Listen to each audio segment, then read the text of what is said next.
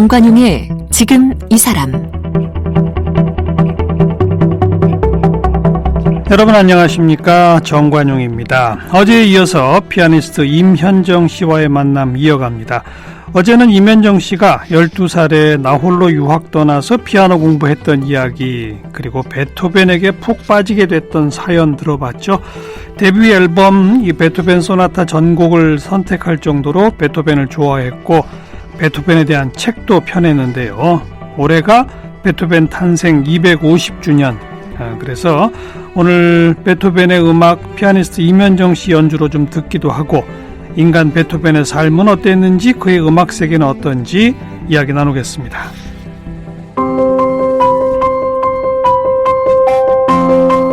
피아니스트 임현정 씨는 3살 때부터 피아노를 배웠습니다. 12살에 프랑스 콤피엔느 음악원에 입학했고 5개월 만에 1등으로 졸업했습니다. 15살에 파리 로앙 국립음악원에 입학해서 최연소로 조기 졸업했습니다. 이후 파리 국립고등음악원에 입학해서 수석 졸업했습니다. 2009년 유튜브에 올린 림스키 코르사코프의 왕벌의 비행 연주 동영상이 수십만 건의 조회수를 기록하며 이름을 알렸습니다. 24살에 베토벤의 소나타 전곡을 녹음해서 최연소 연주자의 기록을 세웠습니다. 데뷔 앨범인 베토벤 피아노 소나타 전곡은 그의 빌보드 클래식 차트와 아이튠스 클래식 차트에서 1위를 차지하며 세계적인 주목을 받았습니다. 인종차별 금지 운동에 앞장선功勞로 한국인 최초로 스위스 뉴사텔 국제문화상을 받았습니다. 자전적 에세이 침묵의 소리를 펴낸 바 있습니다. 피아니스트 임현정 씨, 베토벤이 몇 년도에 태어나서 몇 년도에 돌아가신 거죠? 그분이 1770년도에 이제 태어나셔서, 그리고 27년도에서 57살까지 살으셨는데, 그래서 지금 딱 250주년이세요. 네. 탄생 250주년. 그렇군요. 모차르트, 슈베르트, 이런 분들하고 이렇게 보면 그 순서가 어떻게 되는 거예요? 누가 선배예요? 우선은 이제 바흐가 제일 고참, 그 다음에 이제 모차르트가 나오셨고, 그 다음에 베토벤, 그 다음에 슈베르트, 이제 그 다음에 쇼팽, 리스트, 슈만, 브람스, 이렇게 갑니다. 네. 그 모차르트, 베토벤, 슈베르트는 그럼 동시대에 활동을 좀 했어요? 모차르트, 베토벤, 슈베르트는 현존하셨죠. 같이? 네, 같이. 그래서 베토벤과 모차르트는 만난 적이 있다고는 해요. 만난 적이. 근데 그게 확실히 증명되지는 못했어요. 아직 설로만 남아 있는데, 그 어린 베토벤이 이제 비엔나에 가가지고 모차르트한테 막 즉흥을 해보니까는, 모차르트가 이 사람 이 베토벤이라는 이름을 기억하시라고 막 이런 사람들한테 말했다는 설이 있고, 또 슈베르트는 엄청 베토벤을 또 동경을 했죠. 그래서 슈베르트는 이제 거의 베토벤이 침대에 누워서 거의 이제 돌아가실 직전인데, 가가지고 자기 이제 곡을 좀 보여주고 있다고 해요. 네. 그러니까 동시대를 살긴 했으나 네. 서로가 서로의 연주를 존중하며 이렇게 같이 친하진 활동한 않았어요. 이런 건 아니네요. 네, 몇 번 만나보지도 못하고. 약간씩 나이 차이가 좀 나는군요. 그러니까. 네, 그렇죠. 네. 베토벤을 악성이라고 부르죠? 네, 맞아요. 왜 그런 칭호가 붙었어요? 그분이 이제 워낙 청각 장애를 겪으시면서 워낙 성격이 또 되게 괴팍해질 수밖에 없잖아요. 그게 이유가 아무래도 이제 자기가 나이 한 28부터 귀가 잘 안 들리기 시작을 했는데, 아예 32살 때는 아예 귀가 아예 그냥 안 들려버리는 거예요. 근데 이제 그 4년 동안 겪었던 고통은 아마 이루 말할 수 없을 정도로, 왜냐면 내가 지금 작곡가고 이름을 날리는 중인데, 귀가 먹었다는 것을 베토벤이 숨겼거든요. 숨겼어요? 네, 그걸 숨겼어요. 그러니까 자기한테는 쇼크죠. 왜냐면 이제 유서에 뭐라고 써놨냐면은, 아니, 음악가에게는 가장 훌륭해야 될 그런 기관이 지금 장애가 있다니, 청각인데, 그게 지금 손상이 당하니까 자기는 그게 너무 억울해서 막 창조주까지 저주를 한다라는 그렇게까지 편지에 쓰고, 그래서 4년 동안 그거를 사람들한테 막 속이려고 그러니까는 이제 사람들은 왜 대인 기피증이 있나? 왜 이렇게 성격이 괴팍하지? 막 이렇게 하다 보니까는 사람들은 자기를 이해를 못하지, 자기는 사실 그렇게는 말을 못하지. 그러니까 유서장에 보면은 이 사람들아 당신들은 내가 사람을 혐오하는 그런 대인 기피증 뭐 그렇게 생각을 하는데 얼마나 다 당신들이 그 잘못했다는 것을 알기나 하느냐 막 이렇게 써놨어요. 그나저나 왜 청력을 잃었는지는 혹시 규명이 됐어요? 아직도 이제 몰라요. 잘. 예, 베토벤도 항상 잘 몰라서 그게 뭐 그때 당시에 의사들도 계속 의사들이 또 치료도 잘못해주고 계속 그 이유도 계속 바뀌고 막 그랬는데 이제 요즘 들어서 베토벤 머리카락을 이렇게 빼보니까는 납 들어있는 그것이 납의 성분이 추출됐어요. 성분이 그 보통 사람보다 200배가 더 있었대요. 어이구. 근데 그게 이제 베토벤이 이제 술을 좀 하셨거든요. 근데 그때 당시에 뭐 마셨던 그 와인에 그때는 몰랐는데 납 성분이 굉장히 많이 있었다. 그래서 그 납이 그렇게 많이 들어있으면은 우선은 이제 간도 나빠지고 우선 청각을 또 많이 잃는데요. 그래요. 그리고 두통도 굉장히 심하고. 그러니까 정말 그 베토벤이 살아생전 겪었을 그 고통을 지금 우리가 생각을 하면 왜냐면 우리는 그 정도 악화될 때까지 가만히 안 있잖아요. 우리 같은 경우는 우리 시대는 현대의학이 또 있는데 네, 그러니까 그때는 또 그런 게 없었겠죠. 그런 게 또 없으니까 얼마나 아팠을까. 그런데도 불구하고 막 살아남으려고 발버둥을 치시는 게 이제 음악에 다 나타나고 또 음악으로서 오히려 또 그런 거를 또 극복을 하셨고. 네. 그러니까 완전히 청력을 잃은 게 32인데 네. 그로부터도 25년을 더 맞아요. 활동을 한 거잖아요. 네. 그래서 교향곡을 2번까지 그리고 이제 교향곡을 총 9개를 쓰셨는데 2개까지만 뭐 약간 거의 들렸을 때까지 쓰셨고 남은 7개는 아예 안 들릴 때부터 다 쓴 거라고 이제 판단할 수 있죠. 그럼 본인이 작곡한 곡들이 연주되는 거를 네. 못 들어요. 그러니까. 네, 못 듣는데도 불구하고 이게 거의 이제 베토벤이 돌아가시기 직전에 자신의 교향곡 9번을 그걸 이제 합창 교향곡이라고 하는데 자기가 그걸 직접 지휘를 하는데 지휘를 했어요? 네, 지휘를 했어요. 안 들리는데 어떻게 지휘를 해요? 그래서 오케스트라 단원들이 이게 너무 안 맞다는 거예요. 그 증언들을 해놨는데 그냥 베토벤은 막 클 때, 막 음악이 커질 때는 막 곰같이 막 서서 막 이렇게 눈을 치켜 세우고 이랬고 또 막 엄청나게 조그맣게 연주해야 될 때는 막 자기 몸을 막 이렇게 움츠려가지고 그런 식으로 막 표현을 하면서 지휘를 한 것 같아요. 근데 이제 마지막으로 그 곡이 끝나니까 지휘를 하고 끝나니까 갑자기 막 기립박수가 나오고 난리가 났는데 베토벤은 지휘를 하는 상태니까는 성중에 등을 지고 있잖아요. 그렇죠. 그러니까는 기립박수 막 일어서서 박수 치는 거 자기 못 보는 거예요. 소리도 못 듣고. 근데 그러니까 우두커니 그냥 가만히 이러고 있으니까는 이제 옆에 있는 단원이 오케스트라 단원이 이제 베토벤 몸을 이렇게 딱 잡고 이렇게 옆으로 돌려주니까 그때서야 자기를 박수 치는 성중을 보고 눈물을 흘렸다. 이런 이야기도 있죠. 그러니까 그건 완전 천재 아닙니까? 그렇죠. 머릿속에 그 모든 소리가 다 들리는 거잖아요. 그러니까 지휘를 할 수 있는 거잖아요. 그렇죠. 작곡도 가능한 거고. 그렇죠. 근데 사실 저희가 이제 음악가로서는 오히려 그 악보를 보면은 당연히 다 들려요. 그게 그렇게 되게 뭐 미스테리한 건 아니고 왜냐면은 그러니까 뭐 제가 얘기하니까 약간 경솔할 수도 있지만 저는 피아노를 그 음악을 읽고 쓰는 거를 글 쓰는 것보다 더 먼저 배웠거든요. 그렇기 때문에 저는 사실 이렇게 그냥 글을 읽는 것보다 악보에 그냥 음표 읽는 게 훨씬 더 쉬워요. 사실 그게 더 잘 들리고 더 잘 읽히거든요. 악보를 보기만 해도 머릿속에 소리가 들려요? 다 들리죠. 오히려 더 글보다 더 쉽죠. 근데 그거는 음악가로서는 그렇게 신기한 건 아니에요. 제가 몰라 뵀네요. 그게 이제 어려운 거죠. 아니, 음악가들은 다 합니다. 다 해요? 거의 뭐 지휘자나 피아니스트들은 다 해요. 피아노 같은 경우는 워낙 베이스음에서 소프라노 음까지 다 갖고 모든 걸 다 이렇게 다루는 악기이기 때문에 피아노를 블랙 앤 화이트, 흑과 백인 오케스트라 그러잖아요. 피아노를. 그래서 당연히 피아니스트로서는 혹은 지휘자다 그러면 당연히 다 들리죠. 네. 그 모차르트, 베토벤 이런 사람들이 활동하던 그 시절에는 요즘처럼 이런 작곡가나 음악가들이 대중으로부터 이렇게 칭송받고 그것으로 또 경제적 부도 획득하고 이러던 시절이 아니잖아요. 네. 베토벤은 그래도 약간 누리긴 누렸어요. 베토벤이 아마 작곡가들 중에 가장 처음으로 이런 이런 신분에서 그 귀족의 스폰서에 의존하는 혹은 이런 왕국이나 왕궁에 의존하는 그런 음악가에서 혼자 독립적으로 그냥 바로 출판사랑 이렇게 계약을 맺으면서 그랬어요. 예, 직접적으로 이렇게 생계를 이렇게 이끌어 나갔던 음악가일 거예요. 아마 베토벤이 가장 처음으로 독립적으로. 그래서 베토벤은 사실 돈을 굉장히 잘 벌으셨어요. 그리고 또 특히 돈에 대해서는 자기가 엄청나게 야물딱지게 직접 그래. 출판사한테 나 이 콘체르토는 얼마 받아야 되고 이 심포니는 얼마 듀켓 받아야 되고 막 하는데 오늘날 돈으로 따져보니까는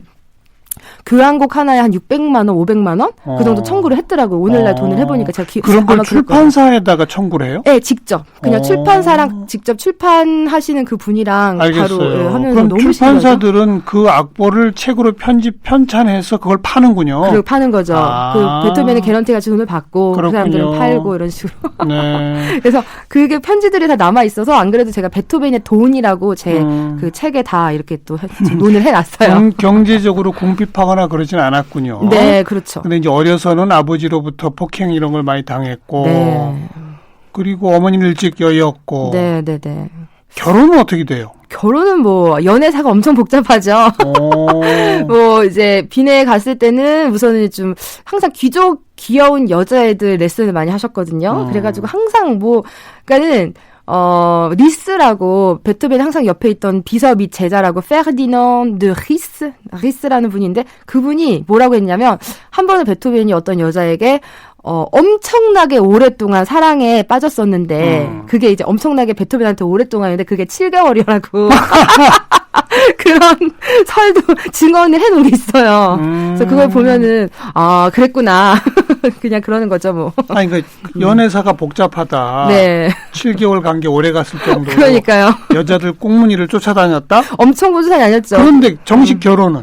한 번도 안 하고 그리고 이제 마지막에 베토벤이 돌아가시고 나서 베토벤 유물함에 이런 무슨 연애 편지가 하나 나왔는데 불멸의 연인이라고 해가지고 완전 이건 엄청나게 그거야말로 아마 진정하게 사랑을 했던 연인인 것 같은데 그걸로 무슨 영화도 만들어지고 그러지 않았어요? 맞아요. 근데 그 영화에는 무슨 조카 부인이다 막 이런 말은 나오는데 그건 이제 아니고 여러 가지 설이 있는데 그 중에서 가장 추측할 때 가장 강한 설이 뭐냐면 그 베토벤을 스폰서했던 귀족 친구가 있는데 그 친구의 부인인 거야. 그러니까 불륜인 거야, 이게. 그래서, 근데 그거 중에 그러니까 제가 그 개인적으로 저도 이제 뭐 추리를 해봤죠. 그랬더니, 베토벤 피아노 소나타 중에 가장 여성스럽고, 가장 그 여성성이 좀 승화된 그 곡이 이제 제일 마지막 그 소나타 3개 중에 하나거든요. 그게 오퍼스 109번인데, 그렇게 승화되고, 그런 고귀한 그런 곡을, 글쎄 14살짜리 어떤 여자애한테 바쳤는데 막시밀리안 드 브렌타노라고 근데 알고 봤더니 그 여자아이가 그 자기가 불륜을 했던 그 부인의 딸인 거예요. 그러니까 그 부인한테는 직접 바치기가 좀 저거 하니까 그렇게 대단한 곡을 그렇게 어린 딸한테 바치지 않았을까. 왜냐면 그런 경우가 한 번도 없었거든요. 그렇게 무슨 어린이한테 뭐 곡을 바치고 그런 게 아니라 항상 황제한테 바치거나 무슨 뭐 되게 뭐 귀족이나 왕자한테 항상 바치거나 아니면 자기랑 연애를 했던 직접적으로 자기랑 연애를 했던 여자분들한테 헌정을 했는데 갑자기 이렇게 어린 애가 나오니까 근데 알고 봤더니 아니나 다를까 그 여인의 딸. 딸이었다. 네. 사실은 그 여인한테 바치는 거네요. 네, 그래서 저는 분명히 그분이라고 생각을 해요. 그 사람 이름 안토니아 브렌타노. 불멸의 여인. 근데 이제 그 여인한테 바친다고 썼다가는 큰일 나지. 친구한테 들키면 이제 큰일 나는 거야, 이거. 그 베토벤의 음악은 고전주의에서 낭만주의로 보통 그렇게 설명하지 않나요? 네, 그렇죠. 근데 그게 또 저희가 붙인 라벨이에요. 왜냐 클래식 음악이다라고 하는 것도 사실 그냥 고전적인 음악이다라는 건데 저는 그것을 풀이를 그냥 가장 대표적인 음악이다. 뭐 영어로 뭐 It's a classic 하면은 뭐 유고의 레 미제라블이 제일 뭐 It's a classic 하면은 제일 대표적인 작품이다. 뭐 이런 식인 것 같은데 사실 베토벤 자체는 그 기존의 음악의 틀을 깬 사람이거든요. 그런 굉장히 혁명적인 정신으로 뭐 나폴레옹도 굉장히 좋아했고 프랑스 혁명 일어난 것도 굉장히 동경했던 사람이라서 그런 혁명적인 정신을 당연히 자기의 작곡 법에도 이렇게 이렇게 뭐랄까 써먹었는데 자신의 음악조차 굉장히 혁명적이었는데. 그래서 낭만파의 시초 이렇게 불리는 거 아니에요? 그렇죠. 그런데 저는 그분은 왜냐면 햄버클라비아와 같이 우리가 이제 어제라 그래야 되나? 저번에 일부에 들었던 그 음악을 보면은 굉장히 현대 음악 같거든요. 무슨 진짜 그거는 뭐 1700년도 800년도가 아니라 오늘날 음악 같은데 예. 그래서 만약에 베토벤이 오늘날 우리가 자기를 갖다가 막 클래식 작곡가다, 고전 작곡가다라고 만약에 이렇게 논하는 거를 들었으면은 정말 성격상 무덤에서 벌떡 일어나서 막 우리한테 막 반박하지 않을까. 네. 왜냐면 저는 베토벤은 시 공간을 그냥 초월했다고 봐요. 네, 낭만도 초월했고 고전도 초월했고 워낙 그 사람 자체가 너무나도 우주적이라서 왜냐면 그 합창 교향곡 보면은 막 뭐 모든 사람들은 다 형제 자매다 예, 막 이렇게 예. 얘기를 하고 무슨 그 정말 햄버클라베 같은 거 계속 이거 얘기하는 이유가 아예 그냥 자기 개인적인 그런 뭐 감정 묘사나 그런 거를 아예 초월을 해버리고 아예 우주적인 걸로 가버리거든요. 그래서 그분이야말로 너무 대단한 것 같아요. 그런 동시대 음악가들은 도저히 상상하지 못하죠. 새로운 창조의 세계를 본인 스스로 만들어버린 거예요. 그 동력이 어디서 나왔다고 봐요? 아마 귀가 예, 이게 이제 귀가 안 들리는 게 왜 그것 때문에 나 또 저는 생각을 하냐면 우선 귀가 안 들리시니까는 이 세상 흐름에 영향을 안 받는 거야. 자기는 세상에 따라갈 필요가 없는 거야. 그냥 자기가 독보적으로 이렇게 창작하고 이러는데 아무 이제 꺼리낌이 없는 게 내가 청각이 들리면 아 이렇게 하지 마 이렇게 하면 안 돼. 막 세상 소리가 들리기 때문에 자기 귀를 추구하기가 힘들잖아요. 네. 아예 그냥 뭐 그런 거랑 두절이 돼버리고. 그러니까 자기가 작곡해 놓은 곡이 실제 어떻게 연주돼서 사람들에게 어떤 반응을 보이는지도 초월해버린 거죠. 그게 네. 청각장애 때문에 그렇게 됐다. 그 일부분은 그거 덕분이겠죠, 뭐. 예. 그럼 그 불행이 곧 예. 우리로서는 행운이죠. 불행 속의 행운이죠. 그러니까요. 저는 어떻게 생각하냐면 현재의 장애가 미래의 영광이 된 거죠. 그래서 베토벤한테는 현재의 장애가 자기가 생각했던 그 수모, 막 수치스러운 그런 모욕, 그런 청각 장애가 훗날에 자기를 전설로 만들어준 그런 영광이 되었으니 뭐. 네. 자칭 베토벤 스토커한테 이런 질문 드리기 뭐하지만 그 뭐 바흐, 모차르트, 슈베르트 이런 사람들하고 비교해서 베토벤 네네. 비교가 안 되나요? 비교가 안 되는 게 이제 바흐 분 같은 경우도 인간적으로 제가 너무 존경하고 다 되게 좋아하는데 이렇게 한 인간으로서 막 이렇게 위기를 극복하고 막 장애를 극복하고 이런 인간적으로 있잖아요. 이제 예술을 떠나서 그냥 순수한 인간적으로 정말 베토벤의 이런 승화, 그러죠. 베토벤의 승화를 따라가시는 그런 분들은 많이 없는 것 같아요. 어려서부터 천재였어요, 그러면? 베토벤은? 아니요. 그래서 제가 더 좋아하는 거예요. 모차르트 같은 경우는 어려서부터 뭐 완전히 천재고 신동인데 베토벤은 오히려 아빠가 그러니까 폭행을 하면서 피아노를 배웠으니 얼마나 또 음악이 싫었을 수도 있잖아요. 아빠도 음악가였어요? 네, 아빠는 이제 그 뭐라 그럴까요? 잘 성공하지 못한. 하도 할아버지가 음악적으로 존경을 받다 보니까 아빠가 그 사이에 억눌린 거야. 왜냐면 베토벤은 이제 할아버지를 존경했거든요. 네. 그래서 이제 길을 이제 못 펼친 거죠. 근데 베토벤 같은 경우는 어쨌든 별로 그렇게 신동 이런 거는 없이 오히려 자기가 나이 7살 때 아빠가 모차르트 같이 막 이렇게 유명해져야 된다라는 그런 압박감으로 베토벤은 6살로 속여가지고 막 연주에도 막 세우고 그러니까는 제가 볼 때는 아마 엄청나게 스트레스를 받았을 것 같아요.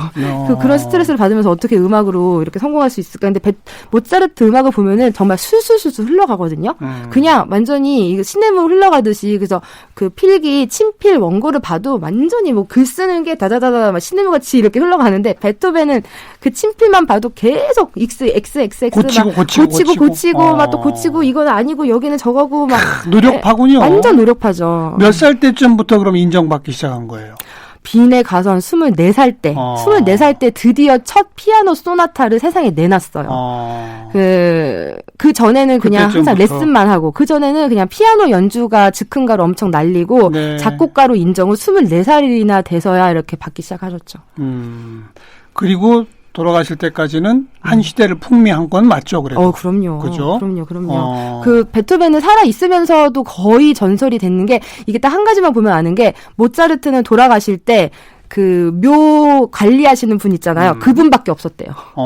장례식 치르는데 그 사람밖에 없었고 아예 모차르트의 유골은 아예 사라져서 찾아볼 수가 없는데 베토벤은 2만 명인가? 제가 아마 기억이 좋으면 2만 명이나 되는 사람들이 장례식에 와서 그게 베토벤 장례식 그거 그림 그려놓은 게 있는데 그냥 빈 도시가 꽉 찼습니다. 거의 국민장을 치렀군요. 네, 그 얼마나 차이가 많은지. 그래서 오히려 모차르트는 태어나면서 아주 부유해가지고 막 엄청 잘 나가고 막 신동이라고 벌써 이름 다 날리고 오히려 베토벤은 처음에 시작할 때 너무 어려웠지만 끝날 땐 너무 달랐지 않았을까. 예. 교향곡 9작품. 네. 소나타 32인데 사실은 30. 네, 저는 30이라고 저는 개인적으로. 또 그 밖에? 그 밖에 뭐 실내악 곡도 굉장히 많고, 뭐 트리오도 많고, 4중주도 많고, 뭐 5중주도 있고, 바이올린 소나타도 있고, 뭐 첼로 소나타도 있고, 뭐 하도 많아가지고 네, 뭐. 네. 그 많은 작품 중에 네. 임현정 씨가 제일 좋아하는 작품은 어. 너무 촌스러운 질문이죠. 아니요, 괜찮아요. 아니, 왜냐면 아까 방금 어떤 우리가 작품을 제일 좋아하세요? 사실 템페스트도 되게 좋아하고, 아까 제가 그 템페스트? 딸한테. 소나타. 예, 소나타입니다. 예, 그리고 그 교향곡 3번 영웅도 굉장히 좋아하고, 영웅. 그리고 아까 얘기했던 그 부인한테 헌정이 안 되고 딸한테 그 헌정된 그 곡도 굉장히 좋아요. 네, 네. 본인이 연주할 때에 내가 완성도가 제일 높다라든지 뭐 이렇게 느껴지는 작품은 아직까지는 없는 것 같아요. 그래요? 근데 지금 아마 템페스트는 제가 그래도 뭐 나쁘게 연주하지는 않는 것 같아요. 왜냐하면 그 템페스타라는 게 되게 폭풍이란 뜻이잖아요. 근데 정말 그 폭풍을 저는 정말 이렇게 연상시키면서 연주를 하거든요. 네. 근데 대부분 그 폭풍 소나타 작품을 되게 뱃노래? 뱃노래 하듯이 많이 하시길래, 왜냐면 나라리람, 나라리람, 나라리람, 나라라라 이거인데, 원래 베토벤은 나라리람, 나라리람, 나라리람, 나라라림, 나라라라 이런 식으로 이렇게 작곡을 하는데, 되게 그래서, 그 이탈리아 베네치아의 곤돌라 하는 게 아니라, 이건 정말 바다에서 일어나는 폭풍이라고 저는 이렇게 생각을 많이 해서, 예. 그거만큼 자신이 있어요. 알겠습니다. 바로 그 템페스트를 비롯한 베토벤 피아노 소나타 전곡 앨범이 그 해에 빌보드 클래식 차트, 아이튠스 클래식 차트 1위까지 차지하면서 대중적 인기도 많이 끌고 있는 요즘 전 세계 다니며 연주 활동 하셔야 되는데 코로나 때문에 지금 한국에 발묶여 있죠. 네, 근데 다행히 한국에 있으니까 얼마나 천만다행인지. 그리고 또 이거 덕분에 오히려 코로나 덕분에 제가 원래 한 번도 안 했던 유튜브 라이브 방송을 시작을 했어요. 그래요? 네, 그래서 라이브 방송하면은 그거 직접 연주 들려주고? 네, 연주도 드릴 거예요. 이제 그런 것도 했었고. 네. 근데 이게 실시간 채팅으로 막 여러분들과 직접 그 대화하는 거 있잖아요. 그렇죠. 그게 너무 신기하더라고요. 신세계를 지금 만나가지고 덕분에. 알겠습니다. 오늘 그러면 그 템페스트 안 들을 수가 없네요. 그러네요. 소나타 몇 번이죠? 17번입니다. 17번. 네. 그 가운데 3악장. 네, 3악장. 네네. 함께 듣고요. 피아니스트 임현정 씨 보내드립니다. 오늘 고맙습니다. 감사합니다.